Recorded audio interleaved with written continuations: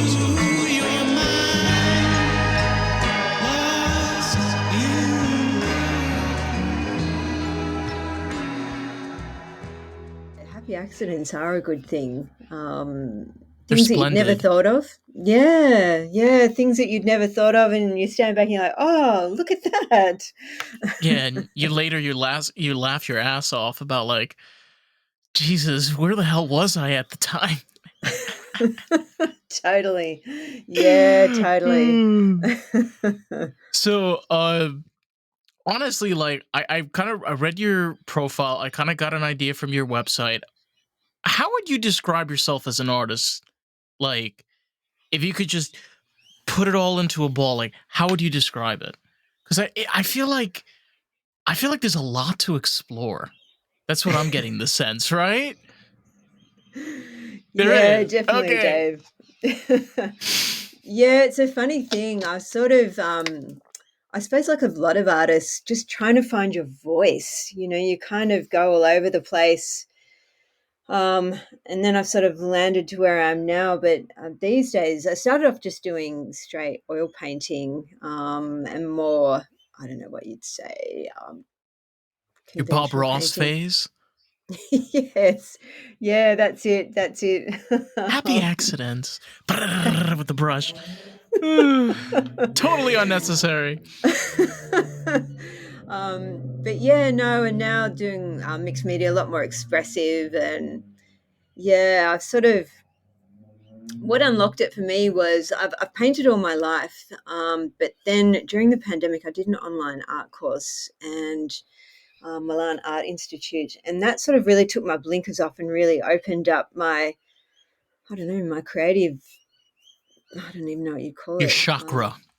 There Yeah, we go. Your yeah, that's chakra. it. Ooh, I love those words. Ugh. That's a great word, Dave. That's perfect.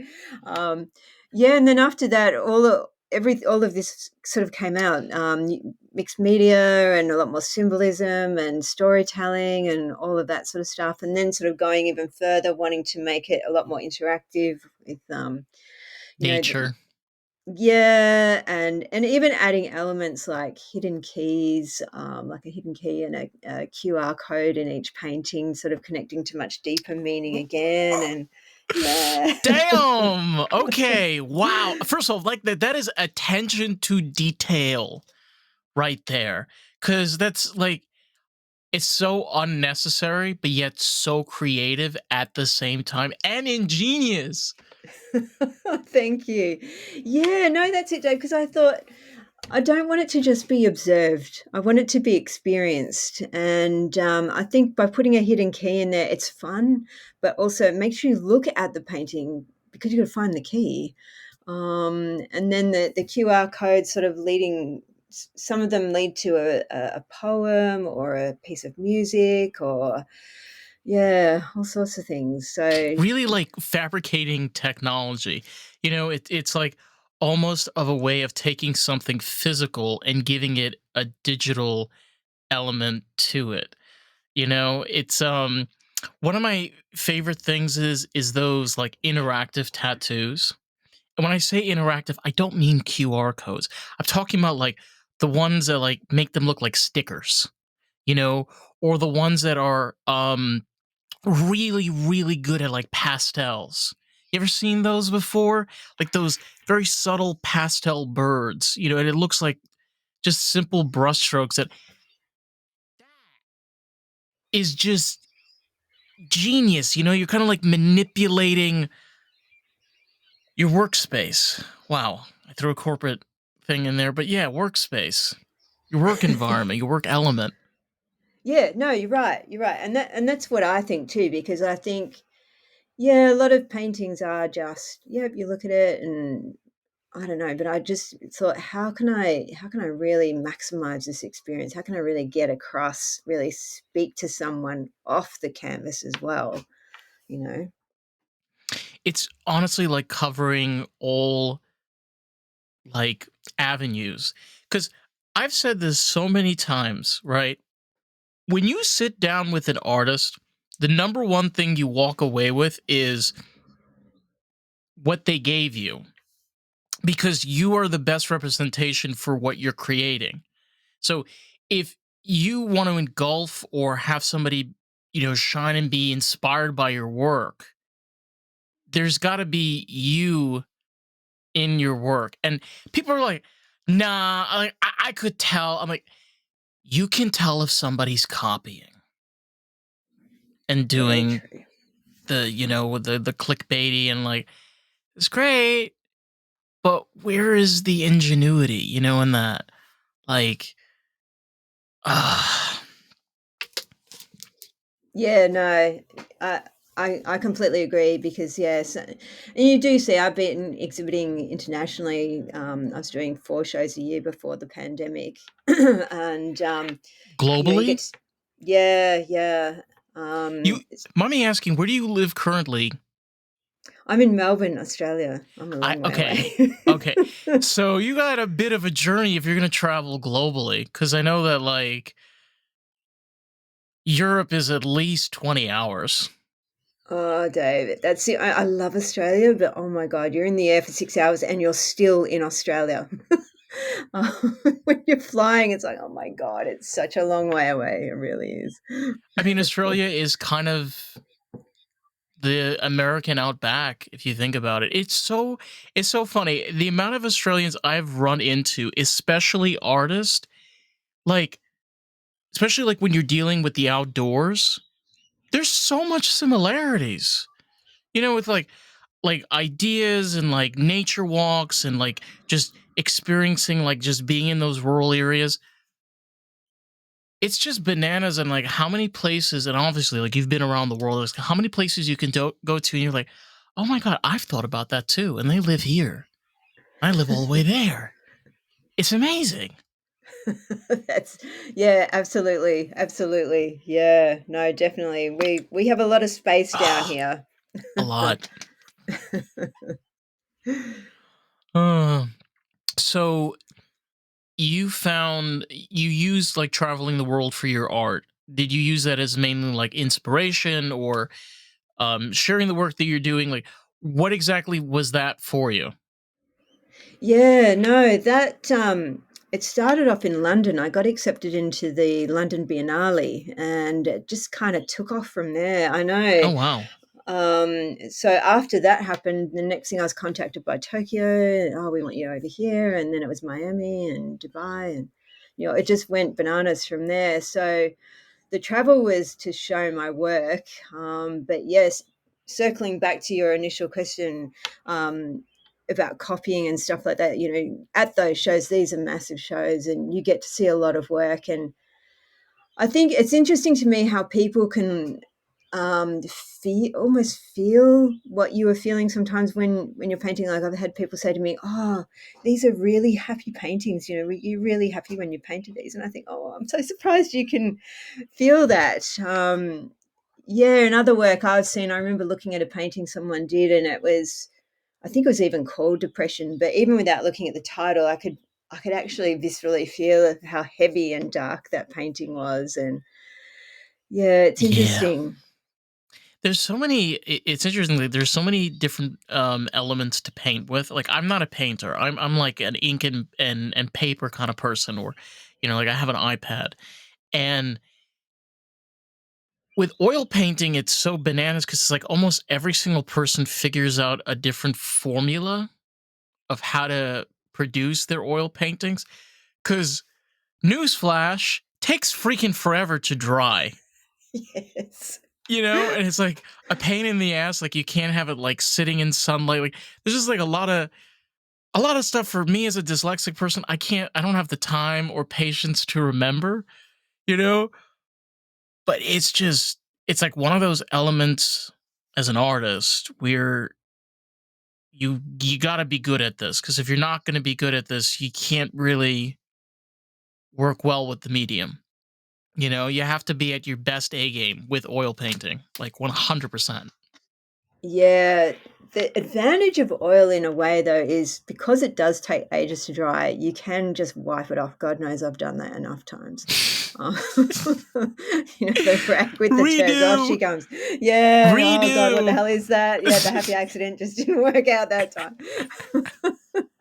Hey, I mean, Bob Ross did it 3 times. I guess everybody can do 3 times too. No, no. Oh god, but yeah, no, I find yeah, acrylic you need to work fast with because that dries quick, and once it's on, it's on. And but No the going advantage of back. yeah, that's it, Dave. But the advantage of oil paint that nothing else has is, I find anyway, because of the pigments it's made with, certain tones of it will push something visibly back and certain tones will pull it forward. So you can kind of get this push pull in the painting that you can't get with any other, with acrylics or pencils or yeah, Or it's even I've only charcoal. yeah, even charcoal. I didn't I only learnt that in the last couple of years. I've stood in front of paintings. I remember at the Met Museum in New York, I was looking at whatever painting it was, and I just was trying to work out how did they get it to look like they did, where you had such depth and things that almost look 3D, and trying to capture on your phone, I just couldn't get it. And yeah, and then when I did this course, that's when that sort of opened up all of that, and I was like, ah, right, now I get it. So yeah, it just changes the way you kind of have to look with your artist eyes. Yeah, the things that you're considering, when I'm painting something, it's more about what shape is this, what tone is this, where is it sitting in the painting, what do I want it to say.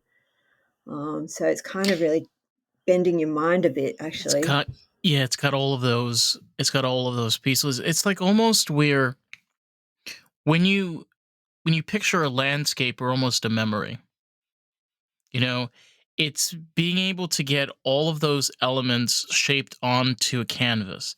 You know,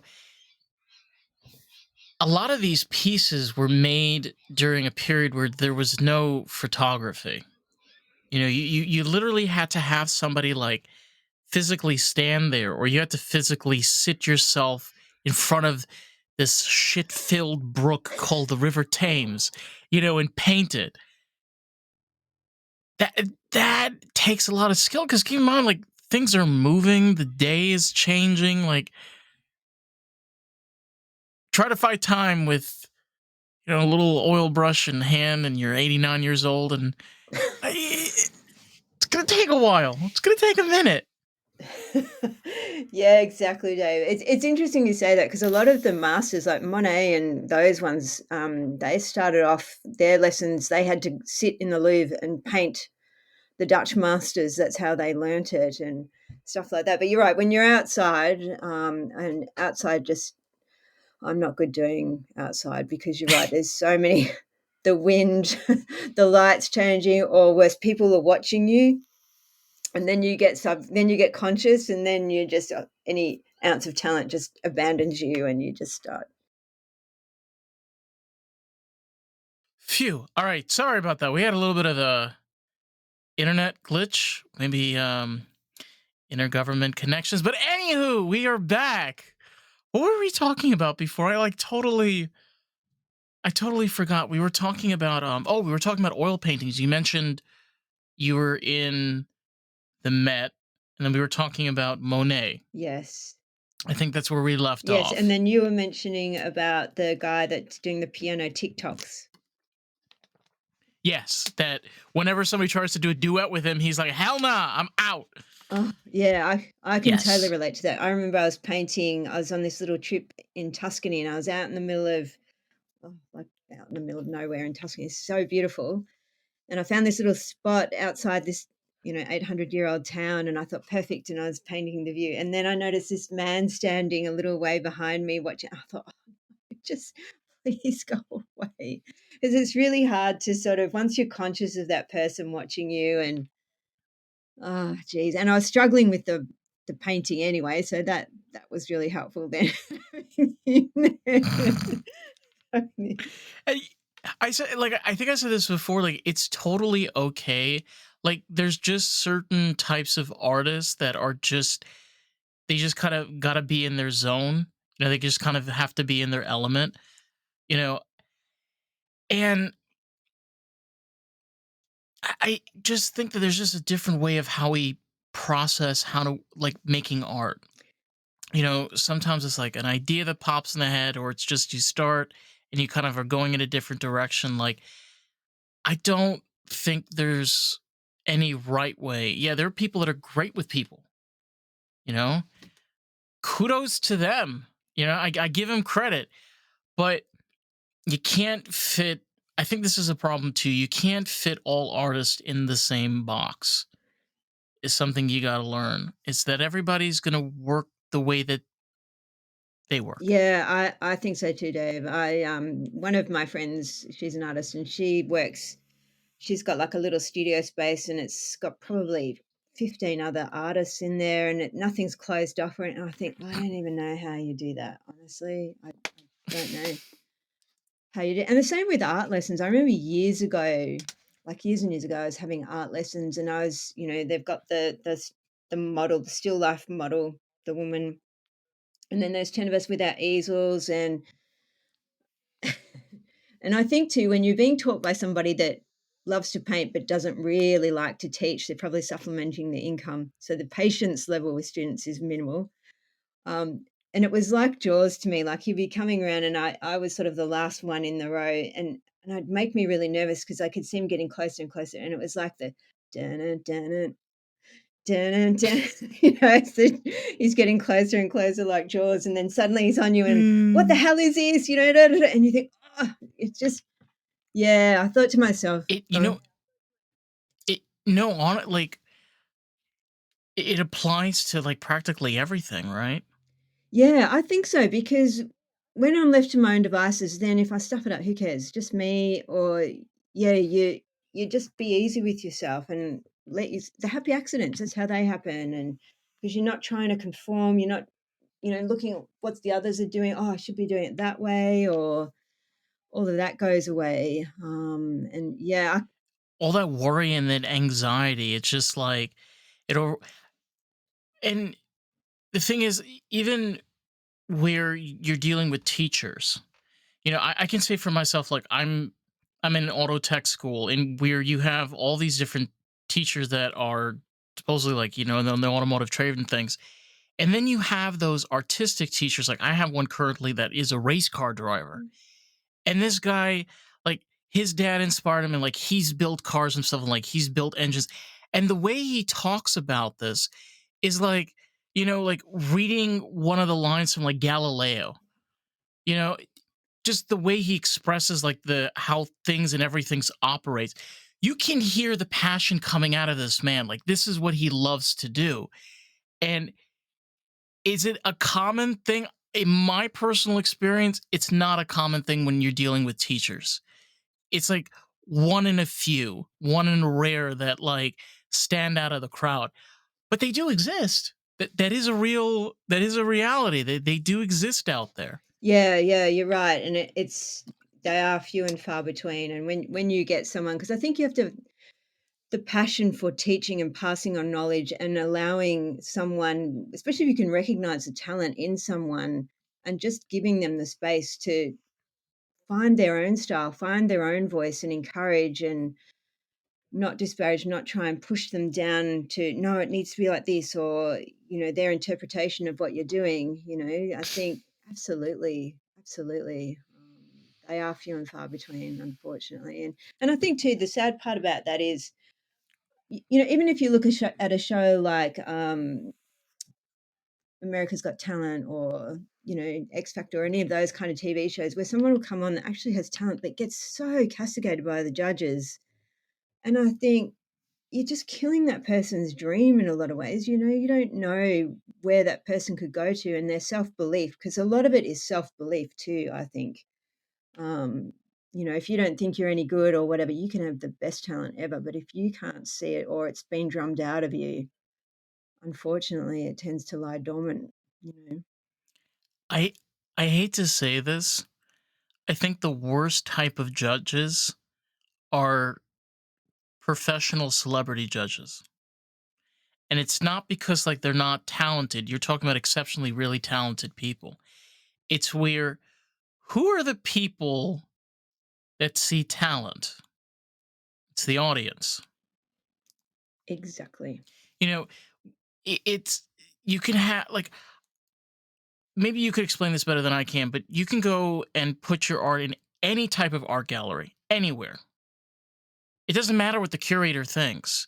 What matters is the people walking around, and you could hear them, you know, cussing and like talking a little bit, because you know that they're like getting that inspiration from that. That's kind of like where when you watch shows like America Got Talent, like it loses that. It's like, yeah, you hear the audience like, but it feels so much like you're putting this person in front of like these people that put them on such a high pedestal. Like it's so unrealistic. Come on. You gotta take off your shirt and be there in a freaking Speedo and be hot as shit in order to get those gold flake things, whatever's coming down. Like, I'm being real right now.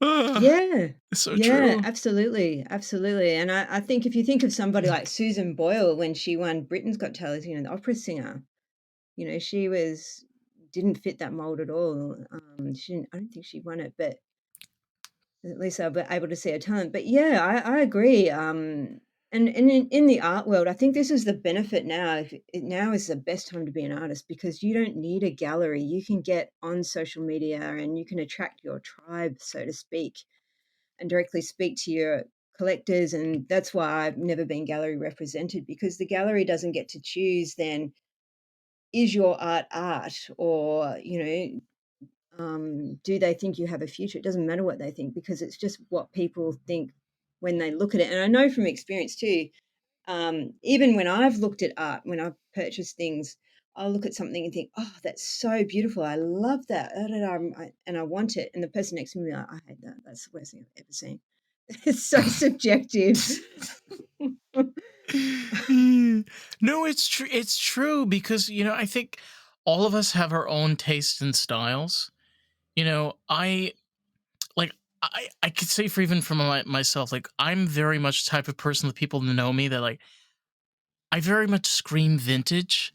That's just me. That's just my aesthetic, and that's okay. I think like everybody's got their own twang going on, and you being able to appreciate something that's beautiful to you doesn't have to be beautiful to anybody else. Like, who gives a shit? Like, am I dating you? Like, are you like related to me by blood? Because honestly, I don't really want to deal with those people right now. So I'm gonna put you in the it crowd. Absolutely, absolutely. Plus, I don't know, just diversity and new things, interesting things, and yeah, you're right though. If everyone just liked the same thing, I mean, Jesus, imagine how boring and how mundane everything would be, you know? Mm. Here, I have to show you Yeah. something. So, this is a grinder, but it's an elephant Oh, wow. grinder. Wait, it's got a tray in its butt, Oh, how cool. and its head comes off. Yeah. Yeah. So this is a great example of, to me, this is freaking adorable. Like, is this necessary? Absolutely not. But it's amazing. Oh, definitely, definitely. And I think too, to surround yourself with things that you love. Prior to my art career taking off, I was working as a makeup artist and I was freelancing. So got to go into a bazillion people's homes because I was doing, That's a real grunge. oh, yeah, Yeah. that's it. Yeah. I That's know. it. I feel you. And so going into people's homes, and it was surprising how most homes, even really wealthy people, didn't really matter. A lot of it's very generic, but every now and then you'd get to go into someone's home and you could really feel their personality and like you were just showing me with your grinder and stuff like that. You get a real sense of them and they're surrounding themselves with stuff that speaks to them and it's always I like weird things. yeah, Yes. that's it, David. It was always such a joy those jobs because you know people are not conforming and yeah, surrounding themselves with things that really mean something to you or just delight you.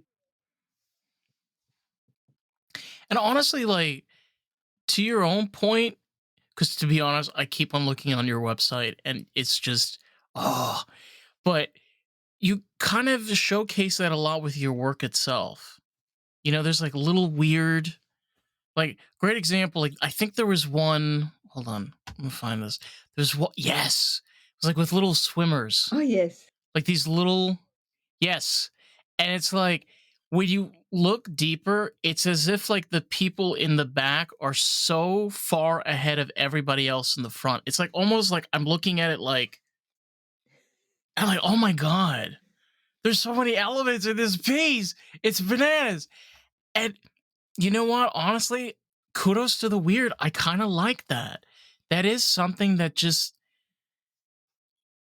it showcases you more than anything else. Yeah, it's interesting, and sometimes. I love that Oh, piece. I'm thank sorry. I you. love it. Um, yeah, and it's surprising what elements come out on the canvas, even subconsciously, Dave, like you were just pointing out there, that you don't even really realize, and then you look and you think, "Oh, wow, yeah, okay." Yeah, just and I think it just comes down to that thing of just relaxing and letting yourself do you do, just see what happens. Yeah, and then that side of you tends to come out. Yeah. You know, it's so crazy because whenever I love very artistic films. I love like, even TV shows or things that have those elements. And whenever you watch those shows and this it's so on purpose, that scene where you have those characters and you can clearly see the artwork that's on the walls. And I'm one of those people that like, yeah, I'm kind of listening to the characters, but I'm looking at that wall. I want to see what's going on that wall. And you can see an artist like purposely putting each of those pieces there to set the whole like I it just blows my mind away. That's just so ingenious and so in depth. Like it's not only just a scene, like somebody actually like curated the whole thing going on in the back over there. Just whoa. Yeah, yeah, you're right. I've worked on film sets and, yeah, that's exactly right. When you get a really good creative, artistic director and things like that, the attention to detail and, what do we want this character to say and, by what they're wearing, but also the surroundings. And as you said, even thinking right down to the art that's on the wall and what that projects, the image, the image of that projects in terms of what does it say. Yeah, yeah, absolutely. And I mean, like, you've had so many different avenues. It's like I feel like you've explored a lot as an artist. You look, I'm one of those people, like, for example, like I love we were talking about this earlier, like Monet. Monet has a beautiful style. But when you take, like Salvador Dali is a great example, or, Picasso. Yet they're crazy pieces, but like I don't know, like they have different time periods in their life where they like made, with Salvador Dali, he had his very like surreal era. The metal, the melting, the chaotic scenes, and I kind of appreciate that because it's like showing a showcase of like growth, and it's like I'm moving on to something else. Like I'm still me, but I want to try something else. Yeah, and they often advise you against that because, you've gotta have then I've been told so many times, you need to look at a piece and know that it's a Joanna Blair, and if you're not careful, it can be a real trap because, yeah, it stops you exploring other things or trying different techniques or worst of all, you start painting to the market because that's what's selling, and then it's a slippery slope down, I reckon, once that happens because then you're doing it for commercial reasons, not because it's not your soul speaking anymore. Now it's right. I've got to pump this out. Um, and you see that with famous people too. You look at somebody like Whitney Houston. Was sort of really pushed into that genre of. And when I watched the documentary on her, I thought, wow, that's so sad. She wasn't really her, but she's so successful, and there's such an entourage behind her, and so many people depending on her performance and the money it creates that she's trapped now. She can't get out of it. And It's like the one performer I know for myself that the second a Whitney Houston song comes on, the volume is going up and everybody's just, and you just listen right. And the thing is, because like each of her songs kind of plays a different role in her life, you know, like from the very end to the very beginning. And even like, let's be real, like even though a lot of her music wasn't hers, you know, and she didn't do a lot, but still she was fantastic at what she did. Oh, she so was. I mean, just such an unbelievable talent, wasn't she? And um, yeah, no, you look at that and you just think, yeah, just what could have been as well. But yeah, you sort of see it across all sorts of things, sport and things like that, where they get legs, so to speak, and become successful, and then you're kind of trapped in that success, or but then there's others that will break out of it and, just be like, "Bugger it, I'm just gonna do this regardless," and, actually, an example that I can think of it, I mean, a famous model, Cindy Crawford, when she was really young, she did Playboy, and Oh, everyone was like, "Oh, it'll be the end of your career. What are you doing? Da da da da da." And I admire her. She's a really savvy businesswoman as well, and still going strong in her late 50s. But with New York, with that New York accent. Oh, oh, I love it. yeah, yeah. And I just thought, I'm originally from New York. okay, Yeah. yeah, yeah. And I just sort of look at people like that and I think to have the guts to go against what people that are more successful than she was at the time saying this will be career suicide. And yet it had the opposite effect, really. It did. It really. It. You know, people don't realize that. Like, even if you, uh, one song that comes to mind is like, "Girls Just Want to Have Yeah, Cindy Fun," Lauper. which she didn't originally write that song. That song was given to Right. her, and the song was like, you know, kind of creepy originally of how it was sang, and she's like, you know what, this is a girl song. Like, I should do this. And she completely changed it. And like, it's really cool. Like, you have those like mixers on like social media where like they put the two next to each other. And you're like, damn, this lady was really smart. She took something that was weird and creepy to something really cool and fun, which is talent in itself. Like, not everybody could do that. Like, gonna say that right now. Like, not everybody has that skill and capability. Y- Just no. Yeah, that's it, Dave. I think so too.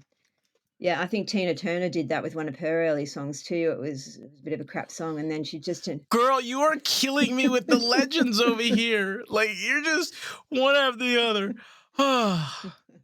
Yeah, Tina Turner though. yeah, wow, what an Oof. amazing life and amazing courage. Power Yeah, horse. yeah, and I mean, really, when you sort of forget that she was still flying in her 60s,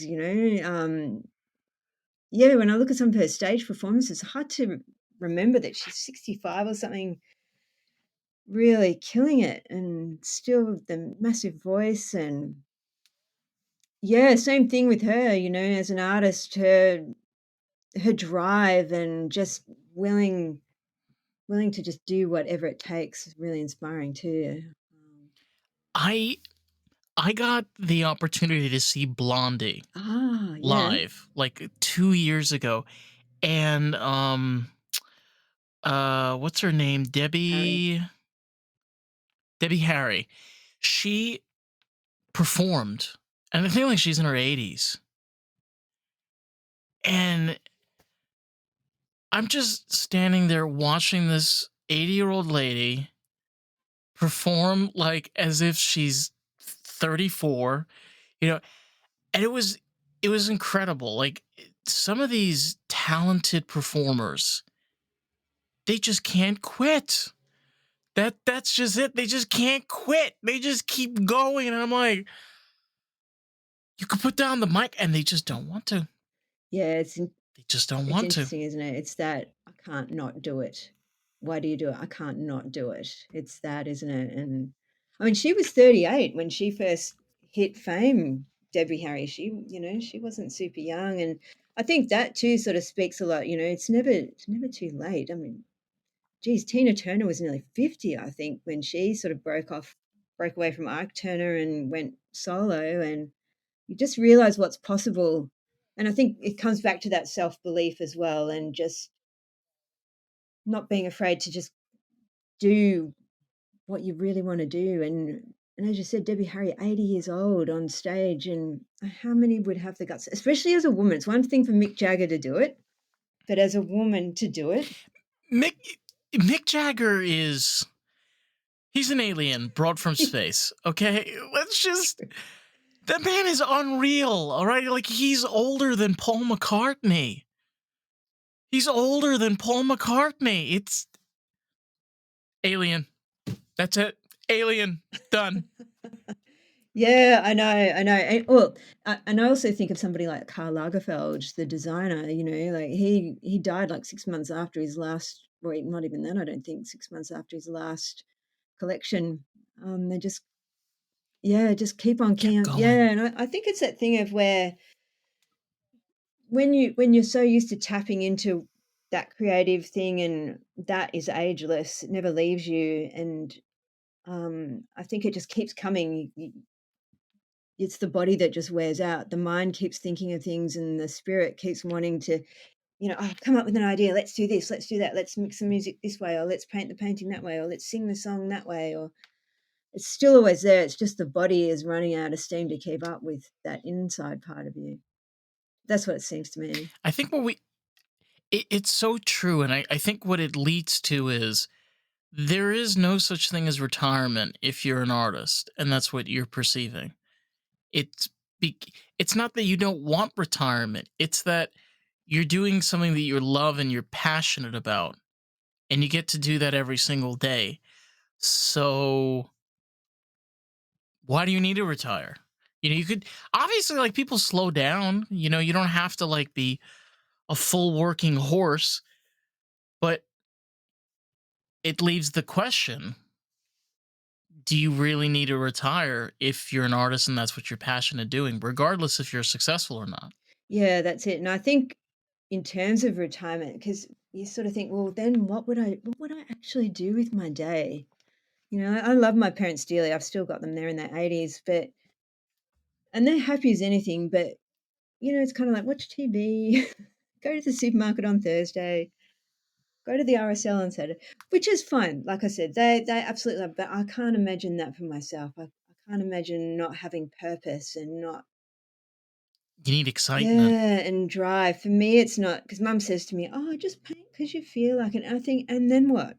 Have a room in the back of my house full of paintings that no one's ever seen. Um, you know what I mean? Like to me, it's more. It's that competitive spirit a little bit.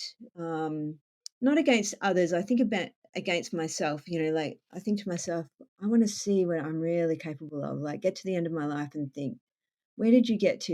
Did you have the courage to push this and to get back up when you fail, and have a show that didn't go as well as you expected it to, and you keep going and keep altering course. Like, how can I get better? How can I improve? What's a better idea? You know, um, for me, it's a bit of that as well. It's it's so true. I mean, I think of I don't know if you've watched Doctor Who, but there was an episode where he brought Van Gogh to the future to see how people reacted to his work. And he was literally brought to tears because, not only like was he successful, but like he was one of the most successful artists. And it's like it's a lesson of life. It's where his problem was that he didn't have an audience. His problem was he wasn't alive long enough to be around his audience, you know? And there's always that goal of success, like being famous and having all that. Like, I think that's great, but I think your goal is to be the most successful version of an artist you are to yourself, not to anybody else. Definitely, Dave. I think so too because, yeah, that thing of competing against yourself, not comparing. And this is where sometimes you have to be careful with social media because it's very easy to compare. Oh, how's this person doing? How's that person doing? Da, da, da. And you can go down these rabbit holes that are so bad for you, especially mentally. But yeah, you're right. Like, imagine if Van Gogh had have lived. I mean, he never sold a painting in his lifetime, and yet look where he is. And his paintings rose up not that long after he died. It started to get traction, and I think if you like literally, if well, I think it was his brother or brother-in-law or something like that. There was a huge fan and like supported him for a long time. You know, that is an example of we have those people that raise their flag for us in our life, and sometimes we don't notice it, but they are around us. You know, when you look around, like those signs come, and it does. It makes you feel good. You know, you're like, oh wow, I didn't really know, and you feel appreciated, which sometimes feels very well needed, even if it feels selfish. yeah, no, that's it, that's it. And I think too that's where the ability now to get your art out into the world, whatever it is, whether you're doing music or your art or write, whatever it is that you're doing, um, Cooking. cooking, Um, yeah. We're not going to say what kind of cooking. But, but yeah, no, and I think um, it's so satisfying when someone else really enjoys what you produced, or it speaks to them on a deeper level and really means something to them. That's what I really love about it, where someone will buy a piece of your work because, oh, it reminds me of this, or, you know, it's really uplifting, or it's inspiring for me to look at, or whatever it is. That for me is a huge driver of, that you can put something out in the world that someone else finds value in and hope, or, yeah, uplifting. It shows and sends a true message. I think sometimes a lot of the times when you deal with art, especially like we live in a time where you have like AI, and you have AI art and all this stuff that's coming out. Here's the thing. No matter what type of computer you can feed, there's something about human beings and taking brushes or a digital pen or markers. I don't know, whatever floats your boat, and just making something. I would remember I was watching this clip. It's really cool. They took a microscope and they zoomed into an oil painting, and it's like you can't see this obviously, but you could see the very hairline strokes between like the and it's just so cool, but you can't see that with your naked eye. You can only see that through a microscope. Yes, you're so right, because when they do, there's a show out here called Fake or Fortune. Yeah, Fake or Fortune, whether a painting is original or not. And they do that. They'll put it under all these scanners and all that. And you get to, It's isn't it? Oh, I know. And you get to see the changes of direction, or parts of the painting that just didn't make it to the final bit of it that have been redos. And you're kind of getting a window into someone's thought processes, whoever created that, where they were heading with it. And yeah, I know. It's fascinating. it's the errors and the mistakes and the correct. See, this is something interesting. And I had somebody explain this to me. He said the problem with AI is that it corrects but doesn't autocorrect.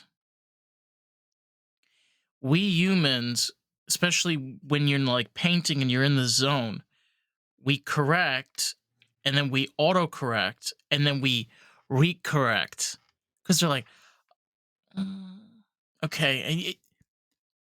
But art, like when you're dealing with artificial programming, or you're dealing with just an algorithm, you don't get that same process. So it's weird. Like people are like, "Oh my god!" Like there's gonna be no differentiation, but there kind of is a differentiation. It's hard to find, but it exists. Yeah, yeah, and you can see that when you stand in front of an original. Like, I think when you look at a print of a painting, and then when you get to stand in front of the original of it, it's a completely different experience.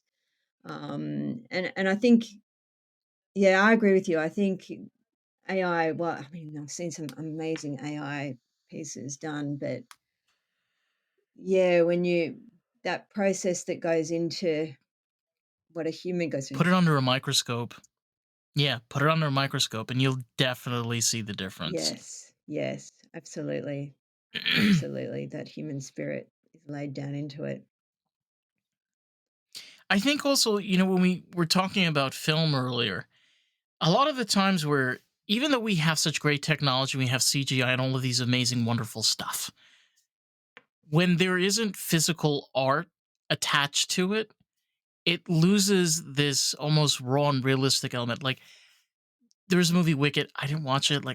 Yeah, but the way that they made those physical pieces throughout the film was kind of ingenious. Like it still kind of felt like Wizard of Oz because obviously when the movie came out, they had to use physical pieces. But you have that added mix. It's interesting where you can almost instantaneously know the difference of where there's computer and real pieces, and then your brain is like, oh, okay, this is fine. But immediately it's completely computerized. Your brain is like, something's off. Something's weird. You feel triggered. Wow. I cannot believe I used that word. You feel triggered.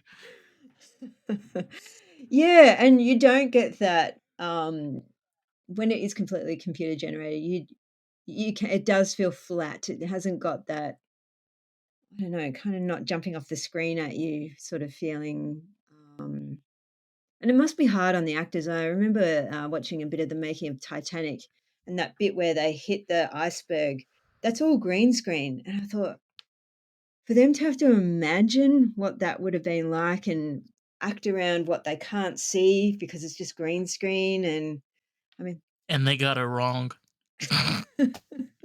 They got it wrong, which is, but I mean, obviously it makes sense because they didn't have, like the technology we have now. They found out that the way that they portrayed the iceberg was too big. oh, So my most icebergs, like the one that hit the Titanic, was very small, but most of it was underneath. It was like a hook. So when the ship sailed through, obviously they saw the ice, but they didn't see that how wide and massive it was underneath. So, but you're so right. Like they had to be able to imagine this, and obviously they're going to imagine like this huge, giant. But obviously that's like completely not real. But to us, it makes perfect sense. Like the fact that the ship is sinking, but it's completely light outside. You know what I mean? But again, like it works with our minds to still allow us to feel real and in the sense of the moment. yes, yes, that's it. And and I think too, when you add in layers of sound, which is why I sort of came up with the QR concept for with my paintings, when you can add sound to something, and that in itself gives an emotional response and makes you feel something that you don't get without the sound, I think too. It's yeah, it's interesting once you start layering up all these visual effects with sound effects and all that kind of stuff. Yeah. It's really interesting because when you take like satire, for example, when you take like even certain jokes, like idea comes up like even from Friends, and you put like scary you put scary music behind it, it sounds like you're dealing with psychopaths. But the second you put like a laugh track there, it kind of makes it all kind of fit into place. It's so odd on how like it's the music that's setting the tone of the environment. Like you're feeling scared because they're putting da-da, da-da-da-da-da, da, you're like, oh god. But if you turn that off, you're just seeing a bunch of people just like sneaking around. You're like, oh, this is weird. What are they doing? What are they sneaking around? You need that. I get like I know we mentioned this before. That idea of that QR code with adding music is just it's genius because that's kind of how we enjoy media and entertainment for like the longest period of time. Yeah, that's it, Dave. I'm doing a painting at the moment, and it's of this woman, and she's running, like, she's running toward theoretically running toward her I think future, not away from. I think I've seen this. Probably on Instagram. Would it Oh, be yeah. Boundless? Yes, that's it, that's her. Is that it? Yeah, she's Yes. still in progress, but I haven't finished it yet, but yeah, so, the song that I've got that the QR code goes to is Lizzo's song "Good as Hell," like, like, it's really upbeat, it's really energetic, and, she's running towards something so much better than what she's leaving behind. She's not running away from anything, and I think you're right, that music can really infuse something with energy, or if I change the music, it could absolutely be she's running away from something terrifying. Yeah, if I change the music, you totally have that. It's so interesting because, like, me looking at it right now, raw, it kind of looks like a torn up wedding dress, but at the same time, like, it's covered in flowers. It's almost like this gal, like, ran through either, like, I don't know, a place that grows, I don't know the terms, a place that grows flowers, you know? It just came out violently, like, just torn dress, like, ripped to shreds. I like this. It's like, fuck this, man. I'm gonna try something new. Let me run through these Yeah, I'm flowers. out of here. I'm going somewhere much I'm better. out of here. Yeah. I mean, great title. Boundless. So true. Was that kind of the idea? I hope I'm like not getting this wrong at all. But that was like my first interpretation just seeing this. Yeah, no, I always love to hear people's thoughts, Dave. No, absolutely. Yeah, she whipped up her dress and she's on the move, and yeah, whether it's a relationship that just, doesn't serve you anymore and you're sort of, right, I'm done, I'm going, and yep, the future. I always think the future is so much brighter. Like, like, eyes forward, keep moving forward. Don't look back. And the flowers, yeah, absolutely. And also they're symbolic. I always sort of have an idea, and then I kind of research what flowers will sort of speak to that as well. So there's that layer to it. I'm gonna guess you. I'm gonna guess you like flowers. Yes, I am a bit of a gardener, Dave, I must admit. I've got a huge garden. Yeah, got to Hey. do mine. Uh, no, I think honestly, I think that's really cool because you really get a way of being able to interpreting these flowers because you see them in real life, and it's cool because like some flowers, you look at them and they have like red, and then there's yellow, or like there's a hint of lavender and there's like purple. And you're like, ooh, Yeah, it's like nature's way of mixing. It's like it's nature's ombre. yeah, and the garden's really helpful because sometimes, something will flower, and when I really look at it in detail, I think, "Oh, I never would have thought to put those colors together the way Mother Nature does sometimes." It's weird, because like red and yellow, it's like me mustard and ketchup. It's like, no, no, no, hear me out, hear me out. It works.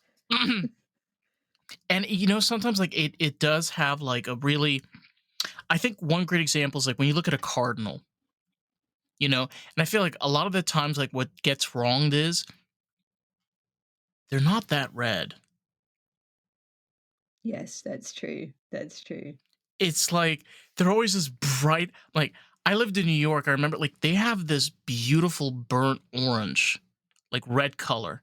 And it's really cool. Whenever the sun hits on them, there's like almost like this like sheen that comes off. I don't know how to explain this any other way, but they have the most fascinating like color as a bird. But the thing is that like in real life, they're quite dull unless you have a light like a light shining on them. You know what I mean? It's like you gotta play with the light.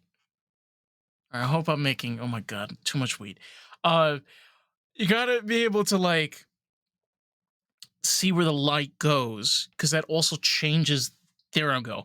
It also changes the colors that you're gonna be using. Yeah, Right? Okay. definitely. No, There you you're go. spot on, Dave, Yes. because and I think that's a benefit of painting too, where you can kind of romanticize something that, like you said, you see it in real life and it's like, "Meh," but then you can paint it in such a way that it's like, "Oh, wow, that's stunning," or "That's so beautiful," or Yeah, so you got the ability to manipulate and place things and, yeah, harmonize things, create that visual harmony as well. You but you started I'm looking at this now, like, you started with all of them being white. What's that? The Yeah, boundless.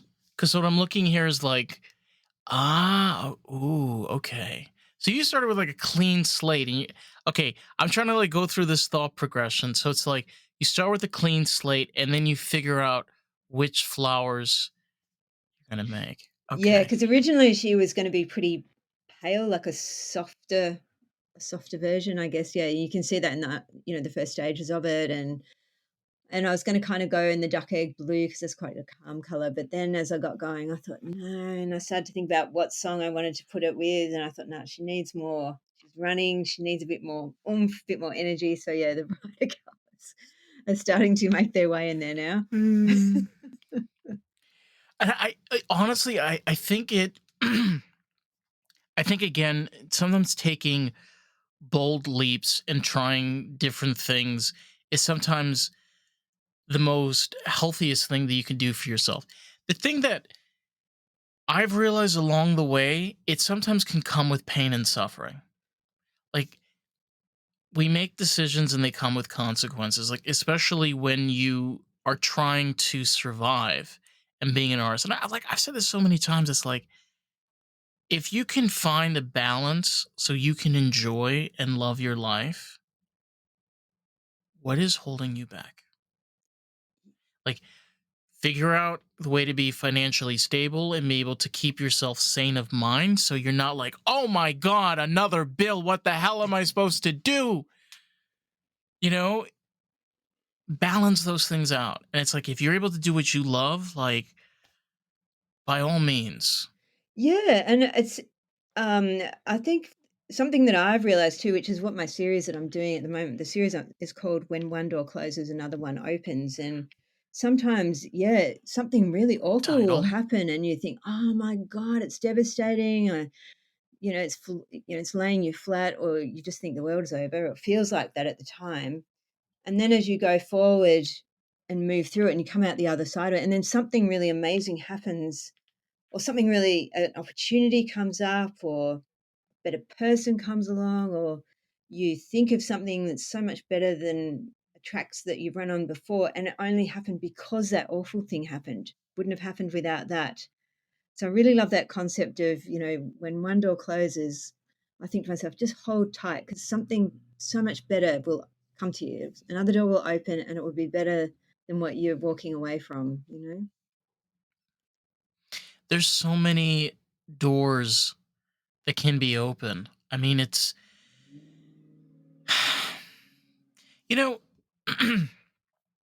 the problem is that you want the gold at the end of the rainbow. Guess what? The greedy leprechaun already stole the gold. You know, it's you're going to need to be able to explore and try new things. Because the thing is, if you get yourself stuck in that rut and you get yourself fixated on, it's just gonna lead you to just absolute chaos. And like, you want to say, you want to be better at what you do. Show that you can be better at what you do. And it's like it's okay to like admit when you fuck up. Or like you don't do the right things. Like it's okay. Like I feel like you don't gotta beat yourself up about it.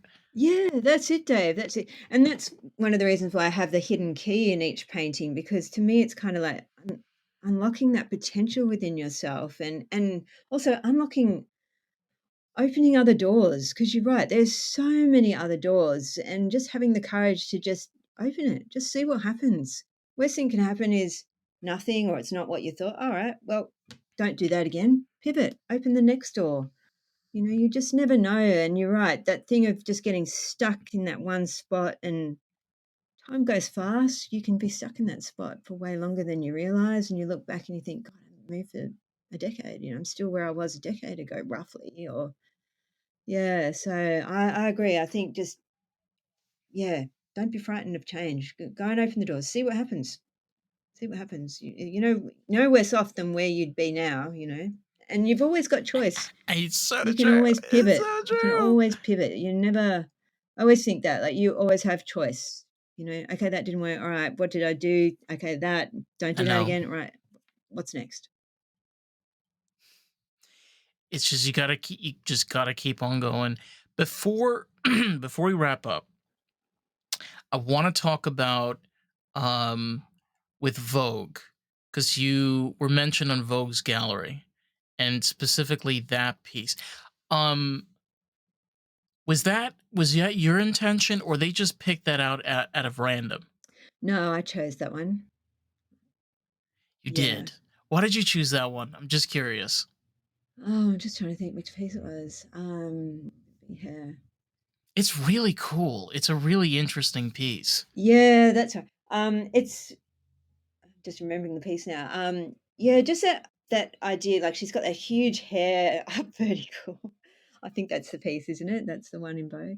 Um, Yes. yeah, that idea of just being open to ideas and kind of 'cause to me it feels like it gets downloaded to you. Sometimes I feel like it's not my idea. It's kind of like a download, and then then you're running with those ideas, and that just is unending. Like this that download from the universe I, sort I of thing. find I find it so fascinating because I I've been throwing this idea around with like a bunch of people that I know, which is there's this theory, and I think this is so true. Consciousness is not physically attached. Basically, like kind of like how Wi-Fi works, there's these non-physical cables that connect from our minds to this other nether or whatever it is. And whenever we get these ideas, they're coming from that other place through those cables. I don't know, but I'm gonna call them cables. They come through the cables and they get uploaded to your brain, like they get uploaded to your mind. It's like our consciousness is not in here physically. Like our souls are tethered in from whatever these cables things are. And like looking at this piece, and like that's why like I was looking at that with like Vogue. I'm like, this is really deep. Like I've thought about this, and like you don't really think a lot of people think about this. You just don't. Yeah, no, I totally am on the same page as you with that because that's what I think too. I think it's and you need that's when you're relaxed and you're not stressing about things, that's when your cables are wide open. And that's when you're open to receiving things and when you're not focusing on a problem and just think the solution will come or the idea will come when you're just at ease. And I think that's why I don't meditate. I should, but I think that's a reason why I think meditation. we should all meditate. um, I sort of do, but not in the traditional way. But I think that's why meditation works so well because you're turning your mind off to all the noise and just letting yourself get those downloads. And I think so too. I think that's where intuition comes from. Where we've lived a bazillion lifetimes, we come into this body, this physical apparatus, like a car. Really, to me, it's like when you're born, you're given state of the art brand new car. It's up to you. You'll never get another car. You got to look after this one. Um, and and I think that's why as you get older, you within yourself, you don't feel older. Your body looks older, but you hear people that say, my first profession was nursing, and you get some patients that'd be like, "Yeah, I feel like I'm 38, 75 or something," and that side of you never ages. And yeah, I think it's a fascinating thing, the whole consciousness thing. And even when you die, I mean, when you think of how much energy it takes for cells, we're made up of trillions of them, and the law of not chemistry. What's the other one? Biology? Anyway, it doesn't matter. What does it start with? It's the law of not psychology, um, physiology. No, physics.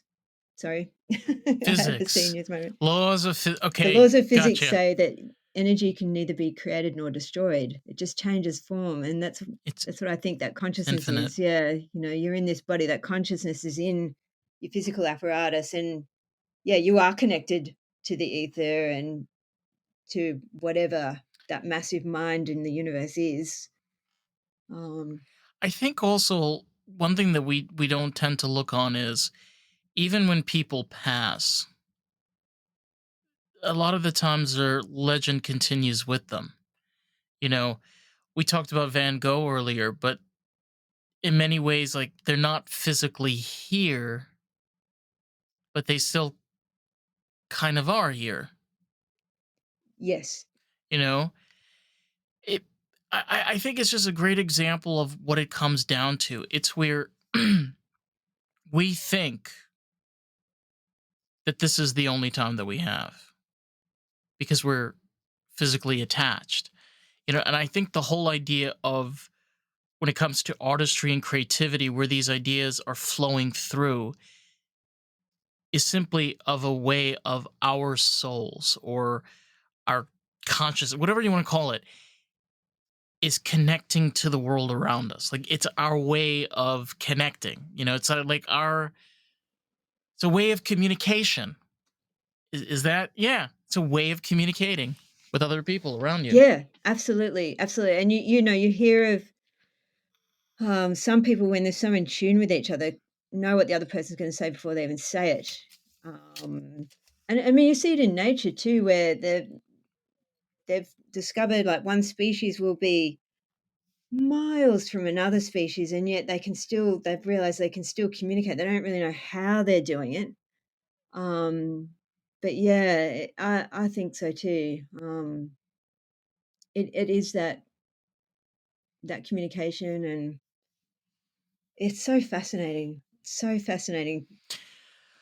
Oh, I know, and you could. It's like the ultimate rabbit hole of rabbit holes because it just can go on and on and on. Yeah, that's it. It's never ending. That's it. That's it. Um, but honestly, Joanna, I think like overall your work is impeccable. I mean, just from beginning to end. I mean, there's just so many places to go. And first of all, your website is like really detailed out. You're just like, speaking of rabbit holes, you're like, oh, there's another tab. Oh my god, there's another one. Ah, but yeah. First off, what is your website and your socials so these wonderful people can find you? Oh, thanks so much, Dave. I really appreciate it. My My pleasure. website is joannablairartist.com. And Easy. yep, and Instagram is Joanna Blair Artist. Yeah, and if people are interested, I've got a newsletter that my email subscribers have early access to all my work before the public. I only release in 4-day releases, so after that release, the originals and the prints. The originals usually sell, but the prints never are released again after that 4-day release. So yes, that's all those details are on my website. Love it. Love it. And we were talking about earlier, you do have a new piece that's coming out. Yep. Um, any details as to when that is coming out? Yeah, that'll be our end of this month, end of April, 29th of April they're releasing. So yes, got a couple more pieces to finish. Exciting. So yeah, getting to the pointy end of it now. So in short, you make sure to keep yourself busy. Definitely. Absolutely. Well, listen, John, it's been an absolute pleasure to have you on. To anybody out there, if you want to check out more of the podcast, you can find us at Lost in the Groove Pod, everywhere and anywhere you listen to podcasts. So with that, catch you on the next one. Peace out. Yeah.